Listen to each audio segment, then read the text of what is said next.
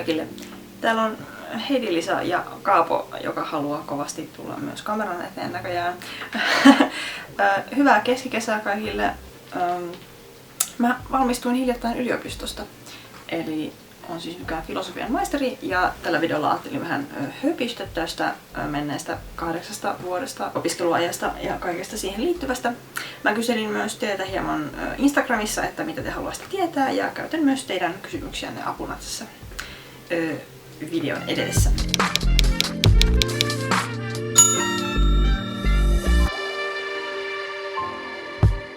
Aloitetaan nyt vaikka ihan siitä, että mitä, missä ja milloin, eli mitä ihmettä mä opiskelin ja missä yliopistossa tai korkeakoulussa ja minä vuosina.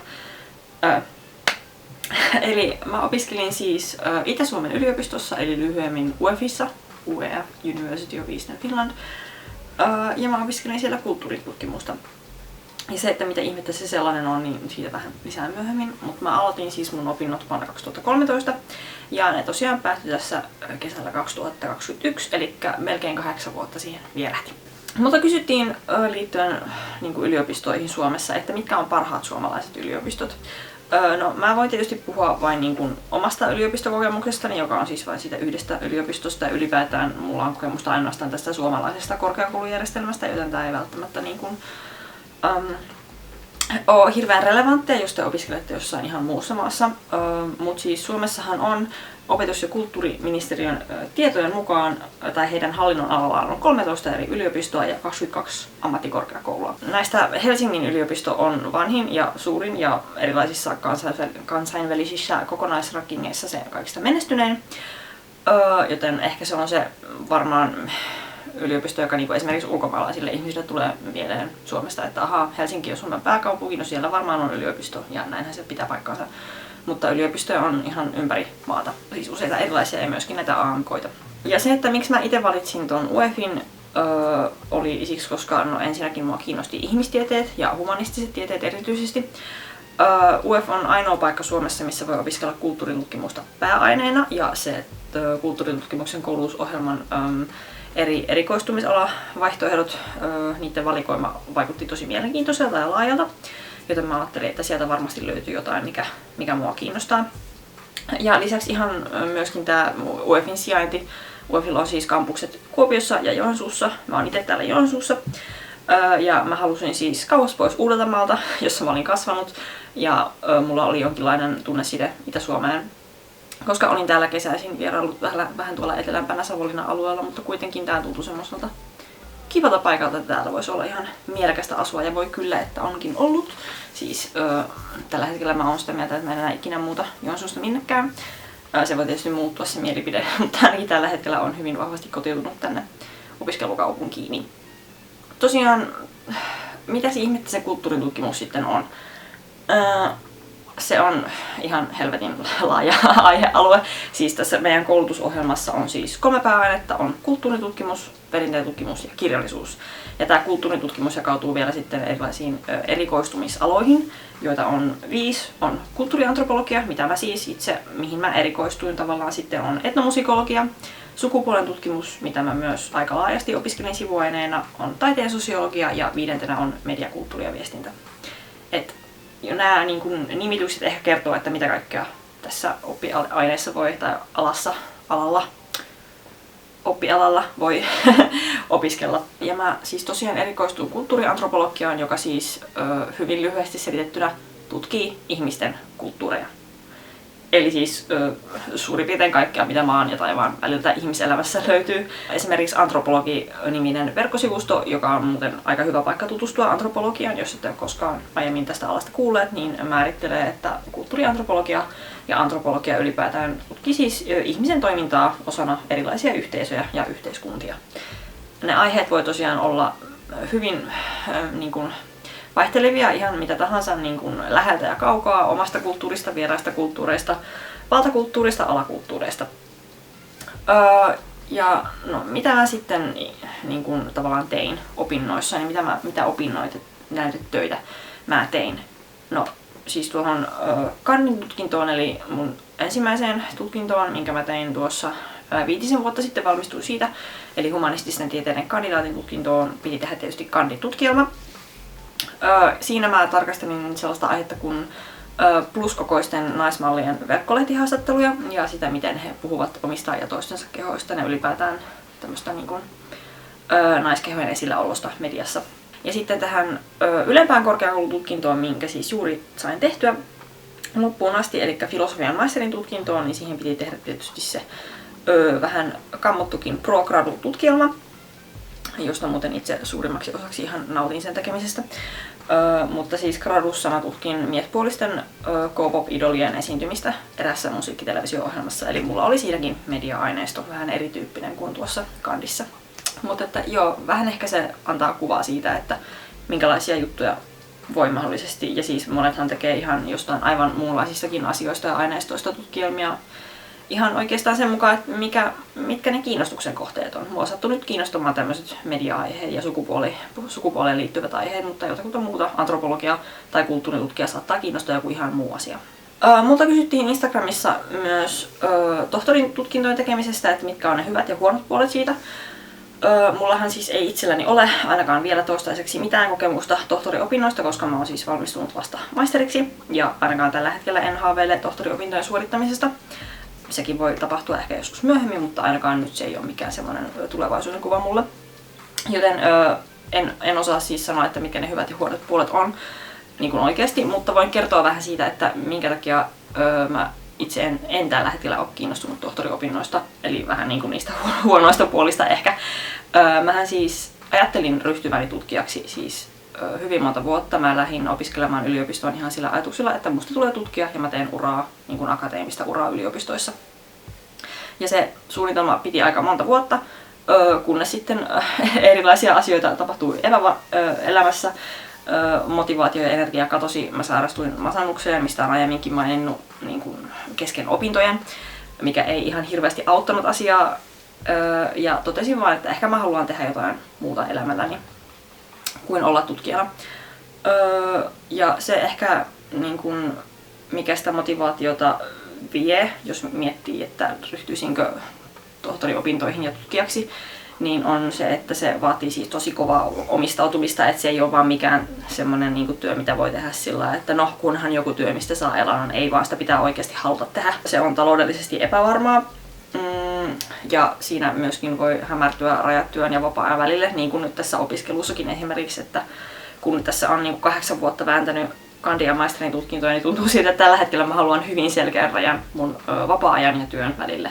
Et ei mitään semmoista, että elämäntyyli on työni tai työni on elämäntyylini tai mitään tämmöistä vaan, että on työ erikseen ja sitten on niin kuin muut asiat elämässä erikseen. No, mulla on myöskin niin kuin iso osa siinä, että miksi alun perin halusin tutkijaksi ja miksi en nyt halua tutkijaksi, oli se, että mun identiteetti nyt ei enää riippu siitä akateemisesta suoriutumista, niin kuin se teki joskus vielä kanditutkinnon aikaan.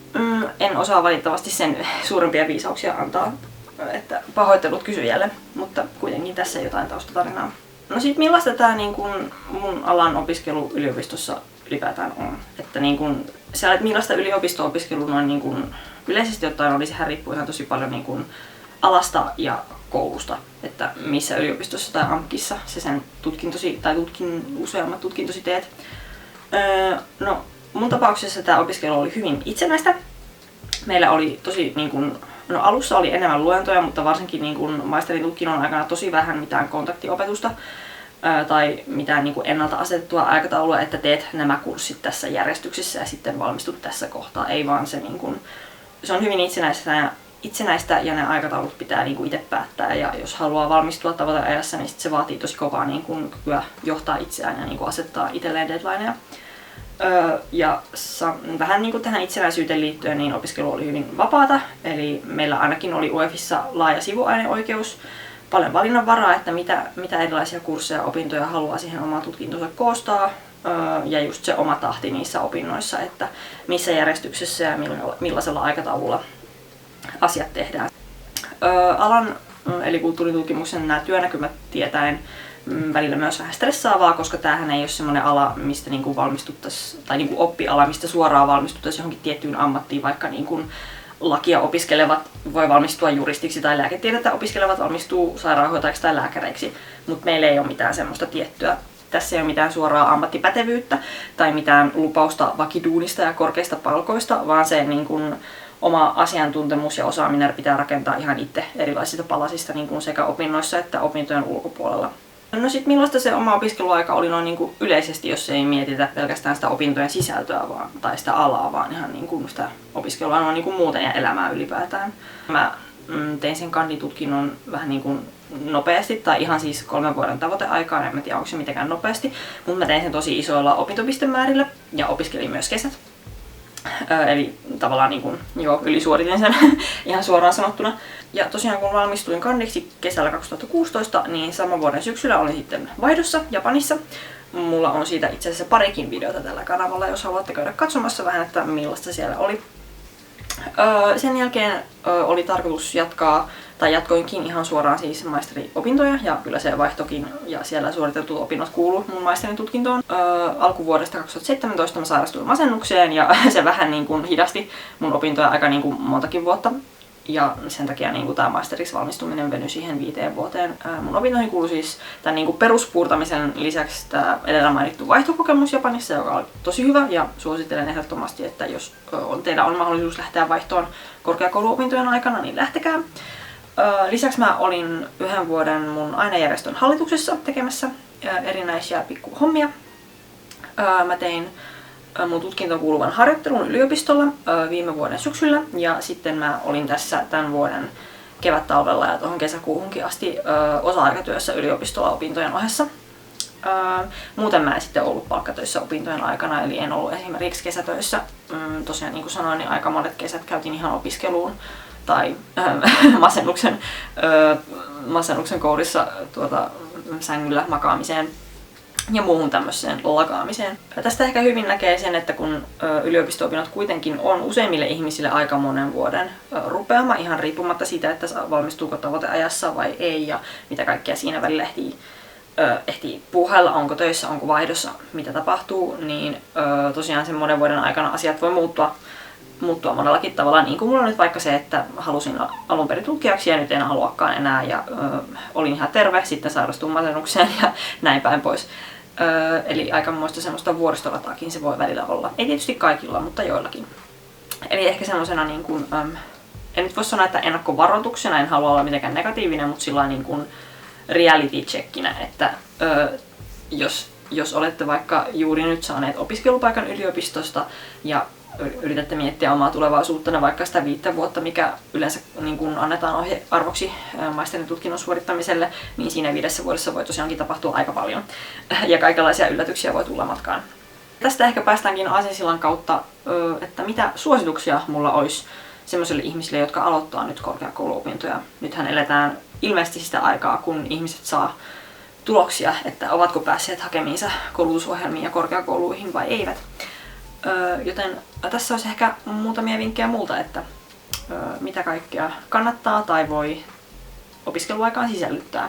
Jos puhutaan ihan niistä itse opinnoista, niin ensinnäkin, jos teillä on omassa yliopistossa ja omassa tiedekunnassa tai laitoksessa vapaa sivuaineoikeus, niin hyödyntäkää sitä, hyvät ihmiset, olkaa avoimia noiden sivuaineiden valinnassa ja ihan myöskin niin kuin avoimia sen niin kuin suunnitelmien muuttamisessa, niin kuin tuossa aiemmin sanoin, että urasuunnitelmat voi muuttua, pääaine saattaa vaihtua, kaikenlaisia muutoksia saattaa tapahtua, että varautukaa ja ottakaa niistä, niin kuin, ajatelkaa niitä niin kuin mahdollisuuksina, että niistä voi ottaa niin kuin paljon hyviä asioita irti, vaikka muutos saattaakin etukäteen ajateltuna olla vähän pelottavaa. Jos teille on tärkeintä se, että valmistutte nopeasti tiettyyn ammattiin, otatte vaan niin kuin, teette ne pakolliset kurssit niin kuin menette sieltä, mistä aita on matalin, että saatte vaan niin kuin pisteet itsellenne ja paperit itsellenne ja lähdette helvettiin sieltä korkeakoulusta, niin se on ihan ok ja niinkin voi toimia, mutta sanoisin, että niin kuin yliopisto varsinkin ja miksei myöskin ammattikorkeakoulu on niin kuin jotenkin siitä hieno laitos tai instituutio, ainakin täällä Suomessa, kun se on täysin maksutonta se kouluttautuminen, että se on niin kuin tosi iso mahdollisuus tavallaan imeä itseensä paljon uutta tietoa ja niin kuin sivistää itseä tällä yleisesti sanottuna just esimerkiksi sivuaineiden kautta tai erilaisten vaihto-ohjelmien tai mitä ikinä mahdollisuuksia se teidän korkeakoulu teille tarjoakaan ja kaikkien näiden mahdollisuuksien kautta. Eli suosittelisin niin kuin hyödyntämään sitä ja olemaan oikeasti niin kuin kiinnostunut monista eri asioista ja käyttämään niin kuin sen opiskeluajan hyödyksi, että ei vaan niin kuin mieti sitä tulevaa uraa tai käytä kaikkia vapaa-aikaa töiden tekemiseen tai muuta, vaan niin kuin oikeasti on oppimassa siellä jotain. Tämä on tietysti vähän niin kuin elitististä sanoa tälleen, koska tiedän, että monilla ihmisillä se taloudellinen todellisuus on sitä, että on pakko tehdä töitä opintojen ohella, jotta pärjää, ei ole, niin kuin, tai on jotain muita asioita elämässä, mitkä estää sen, että voisi hirveästi niin kuin, käyttää aikaa mihinkään tämmöiseen niin kuin, korkeakoulutuksen ja korkeakulttuurin harrasteluun, vaan että pitää oikeasti tehdä ne opinnot valmiiksi nopeasti ja päästä ammattiin ja näin poispäin. Mutta jos teillä on mahdollisuus, niin käyttäkää se hyödyksenä, sivistäkää itseänne. Ottakaa kaikki irti teidän korkeakoulujen opetustarjonnasta, minkä saatte. Suosittelisin myöskin osallistumaan niin kuin erilaisiin järjestö- ja vapaaehtoistoimintaan. Opintojen aikana varsinkin just ainejärjestöt on tosi hyvä, tosi matalan kynnyksen paikka päästä tekemään hommia järjestöalalla, kerryttää osaamista ja kokemusta, saada merkintöjä ansioluetteloon, mitkä voi oikeasti olla tosi isoksi hyödyksi sitten, kun haette niitä oikeita töitä valmistumisen jälkeen. Ja sitä kautta saa myöskin niin kuin uusia tuttavuuksia totta kai. Ja kuten aiemminkin sanoin, niin vaihtoon lähteminen on ehdottomasti hyvin kannatettava asia. Jos vaan on mahdollisuus sekä ajallisesti että rahallisesti lähteä vaihtoon, niin lähtekää ihmeessä. Se avartaa tosi paljon. Pääsette matkustelemaan, pääsette opiskelemaan ulkomailla, mikä ei välttämättä sitten ole enää myöhemmin elämässä mahdollista. Ei tietenkään ole täysin mahdotonta, mutta aika vaikeaa se voi olla. Joten niin kuin vaihtoon lähtemisessä on ihan valtavasti hyviä puolia ja todellakin niin kuin iso suositus. Ja aika monille niin kuin opiskeluajasta tulee ensimmäisenä mieleen tämä niin kuin sosiaalinen puoli. Uudet ihmiset, kaikki tapahtumat, opiskelijarienot ynnä muut.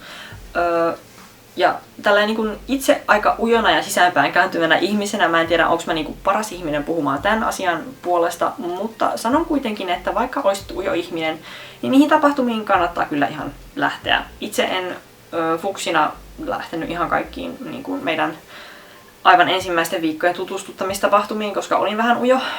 Ei nyt sillä, että katuisin sitä, että en lähtenyt, mutta kuitenkin tälleen niin kuin myöhempinä opiskeluvuosina on ollut tosi kiva mennä erilaisiin niin kuin opiskelijatapahtumiin ja kaikkiin muihinkin tapahtumiin, mihin opiskelijat on tervetulleita. Sitten on aika hauskoja erilaiset hengausillat, tutustumisillat, mitä ikinä teidän esimerkiksi ainejärjestöt saattaa järjestää. Ja ihan tiedoksenne, että jos teillä on vielä jostain syystä sellainen mielikuva, että opiskelijaelämä on hyvin kostea ja niin kuin sisältää hyvin paljon niin kuin alkoholia ja tapahtumissa vaan ryypätään ja näin päin pois, niin ei kyllä pidä paikkaansa minun kokemuksen mukaan. Siis mä oon itse täysin alkoholiton ja ollut aina, ja kaikissa tapahtumissa, mihin on yliopistoaikana osallistunut, niin olen siis mennyt täysin vesi kautta mehu kautta limulinjalla. Ja se ei ollut siis kenellekään mulle ongelma, että mä en juo, eikä se ole ollut mulle itselle ongelma. Ja mulla on silti ollut aina, vaikka sit siellä tosi hauskaa, vaikka siellä nyt niin kuin tyypillisesti aika paljon niin kuin käännätään, niin kyllä siellä on selvinpäinkin ollut tosi hauskaa. Se on vaan niin kuin ehkä asennekysymys tai joku tämmönen, mutta siis ei ole mikään pakko juoda. Ette jää mistään sosiaalisista riennoista paitsi jos ette juo. Sitten ihan tämmönen niin kuin raha-asia, että hyödyntäkää kaikki mahdolliset opiskelija-alennukset, mitä te irti saatte. Hyödyntäkää opiskelijaterveydenhuolto. Erityisesti kannattaa hoitaa se viisarehampaiden poistaminen opiskeluaikana, koska sitten jos menette julkiselle, niin saatte odottaa monta kuukautta ja luultavasti maksaa vähän rahaakin siitä. Minä siis itse tein juuri tämän, että poistatin kaikki viisurit YTHS:llä, koska oli mahdollisuus ja että se oli hyvä päätös. Mutta joo, kaikki alet ja opiskelijaedut, minkä vaan voitte hyödyntää, niin hyödyntäkää. Auttaa teitä hyvin paljon. Tosiaan, jos teitä kiinnostaa joku tietty aihe, mitä mä sivusin tällä videolla, tää oli nyt vähän tämmönen niin kuin, miksi se nyt sanois, vähän niin kuin sitä sun tätä laitettu samaa soppaan tällä videolla, ei menty hirveän syvälle mihinkään tiettyyn aiheeseen, mutta jos teitä kiinnostaa joku tietty asia, niin huikatkaa, niin mä mielelläni puhun näistä sitten jollain toisella videolla vähän enemmän. Jos teillä on lisäkysymyksiä tai haluatte jakaa jotain omia opiskelumuistoja tai kommentteja tai suosituksia, niin jakakaa ne tuolla alhaalla kommenttikentässä. Mä olen siellä mielelläni myös keskustelemassa teidän kanssa. Onneksi olkoon kaikille, jotka olette juuri saaneet opiskelupaikan. Onneksi olkoon kaikille uusille opiskelijoille ja tsemppiä paljon kaikille jatkaville opiskelijoille.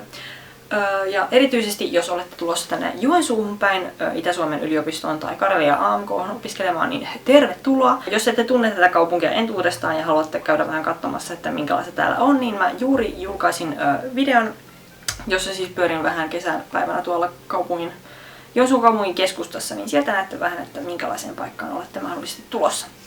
Ja tosiaan kertokaa omista opiskelukokemuksistanne, onko teillä yhtään samanlaisia fiiliksiä opiskelusta kuin mitä mulla on ollut tässä.